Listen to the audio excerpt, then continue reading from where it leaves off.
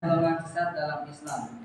Golongan-golongan sesat dalam Islam diadakan dikarenakan mereka beragama dengan atas dasar hawa nafsu atau ingin beragama dengan keinginannya sendiri.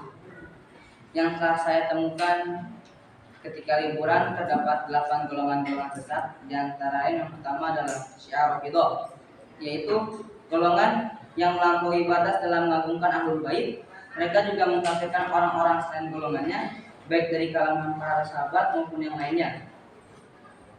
Dan mereka juga menuduh para sahabat telah menjadi fasik sesudah wafatnya Nabi Allah Muhammad SAW.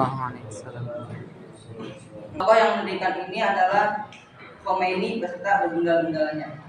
Yang kedua, Jahmiyah. Kenapa disebut Jahmiyah? Dikarenakan mereka adalah penganut pahaman Jahm bin Safwan yang mazhabnya sesat. Mazhab mereka dalam masalah tauhid adalah menolak sifat-sifat Allah, sedangkan mazhab mereka dalam masalah takdir adalah menganut paham Jabriyah, paham yang menganggap bahwa manusia adalah makhluk yang terpaksa dan tidak memiliki pilihan dalam mengerjakan kebaikan dan keburukan. Adapun dalam masalah keimanan, mazhab mereka adalah penganut paham Murji'ah yang menyatakan bahwa iman itu cukup dengan pengakuan hati tanpa harus diikuti dengan ucapan dan amalan. Sehingga konsekuensi dari pendapat mereka ialah pelaku dosa besar adalah seorang mukmin yang sempurna imannya. Yang ketiga, Khawarij.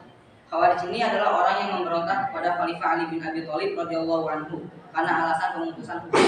Di antara ciri pemahaman mereka ialah membolehkan memberontak kepada penguasa muslim dan mengkafirkan pelaku dosa besar. Mereka ini juga terbagi menjadi bersekte-sekte lagi. Yang keempat, Qadariyah. Mereka ini adalah orang-orang yang berpendapat menolak keberadaan takdir, sehingga mereka meyakinkan bahwa hamba memiliki kehendak bebas dan kemampuan berbuat yang terlepas sama sekali dari kehendak dan kekuasaan Allah. Pelopor yang menampakkan pendapat ini adalah Ma'bad al-Juhani di akhir-akhir periode kehidupan para sahabat. Di antara mereka ada yang ekstrim dan ada juga yang tidak. Namun yang tidak ekstrim ini menyatakan bahwa terjadinya perbuatan hamba bukan karena kehendak, kekuasaan dan ciptaan Allah. Jadi ini pun sama sesatnya. Yang kelima, Murji'ah. Murji'ah ini mereka mengamalkan memahami bahwasannya beramal itu bukanlah bagian dari iman, sehingga cukuplah iman itu dengan modal pengakuan hati saja. Konsekuensinya pendapat mereka adalah pelaku dosa besar, termasuk orang yang imannya sempurna, meskipun dia melakukan kemaksiatan apapun dan meninggalkan ketaatan apapun. Mazhab mereka ini merupakan kebalikan dari mazhab Khawarij. Yang keenam, Mu'tazilah.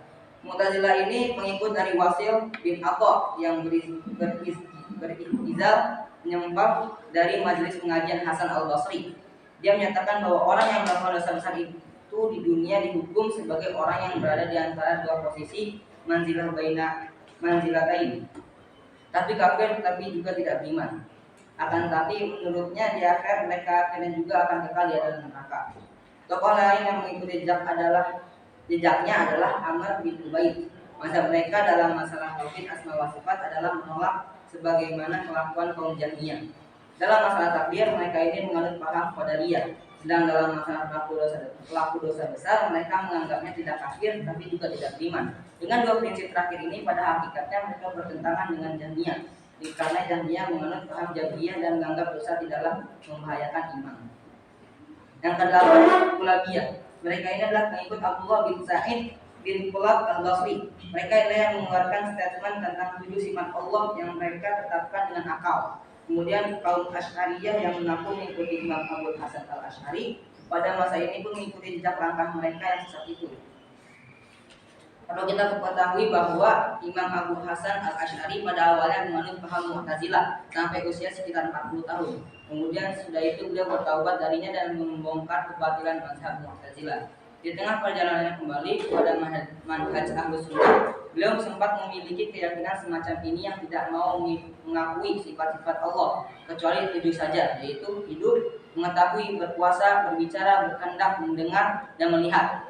Kemudian akhirnya beliau bertobat secara total dan berpegang teguh dengan mazhab Ahlus Sunnah wal Jamaah. Semoga Allah merahmati beliau.